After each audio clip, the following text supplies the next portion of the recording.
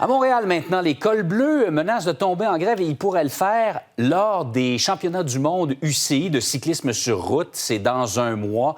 On dit que c'est l'événement le plus important, d'ailleurs, depuis les Jeux olympiques de 1976. Il faut dire que les cols bleus sont sans convention collective. Depuis le 1er janvier 2025, ils sont 6 000 cols bleus syndiqués. Donc, ils commencent à accentuer la pression sur l'administration. On va en parler tout de suite avec notre invité qui représente les cols bleus, Nicolas De Ciccio, qui est président du syndicat des cols bleus regroupés de Montréal. Monsieur De Ciccio, bonjour. Bonjour, ça va bien? Oui, alors, vous avez décidé de frapper, comme on dit, là où ça fait mal. Écoutez, je pense pas qu'on est déjà rendu à parler explicitement qu'on va frapper. Le but du communiqué de l'annonce de ce matin, c'est d'expliquer qu'on est déçu de l'attitude de la Ville au niveau des négociations. La Ville a décidé de mener une négociation d'une autre époque qui nous amène vers un rapport de force, ce qu'on souhaite pas.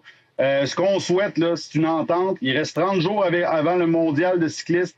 C'est amplement pour avoir une entente de principe. On est prêt à négocier 7 jours sur 7 s'il le faut. C'est ce qu'on souhaite. Mais si la Ville nous amène dans un rapport de force, malheureusement, les Bleus vont répondre présent. Les cols bleus vont répondre présent, effectivement. Oui, vous n'avez pas aimé la façon de faire de la Ville, parce qu'on l'a dit en prévision de ce championnat du monde de cyclisme, le parcours était plein de trous, il fallait colmater ces trous-là, et on a eu beaucoup recours au privé. Exactement. La Ville de Montréal a donné plusieurs contrats au privé. Ce qui a ébranlé encore plus la confiance, là, la semaine dernière, on a eu des hauts gestionnaires de la Ville de Montréal qui nous ont contactés pour qu'on signe une lettre d'entente inter-arrondissement et qu'on encourage nos cols bleus à faire du temps supplémentaire.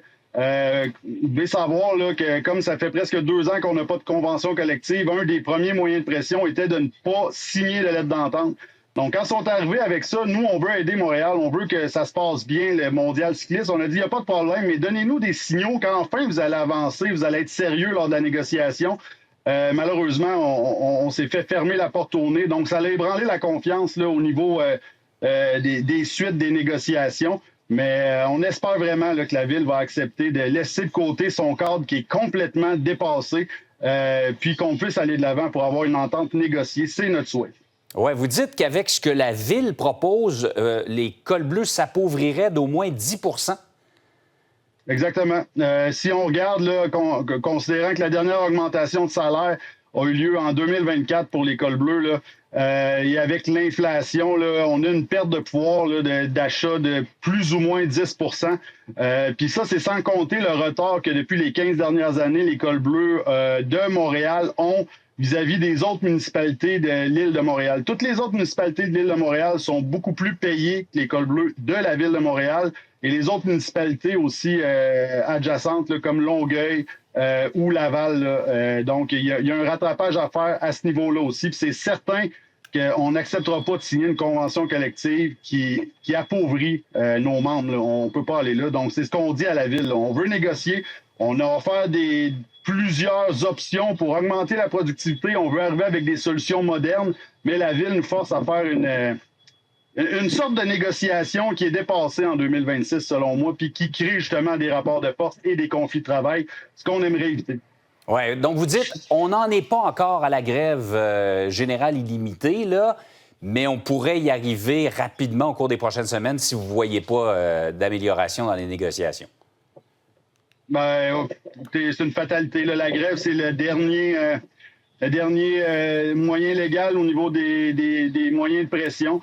On pourrait y arriver. Comme je dis, actuellement, on est déçu de l'attitude de la Ville à la table de négociation, mais on continue d'espérer que la Ville s'assoie. S'il faut, comme je vous ai dit, on est prêt à négocier 7 sur 7. Il reste encore plus que 30 jours avant le championnat du monde cycliste.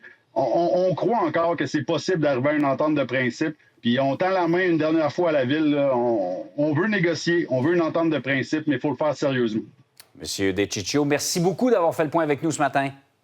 Bien, ça me fait très plaisir. Je vous souhaite une bonne journée, bonne fin d'épisode. À vous aussi.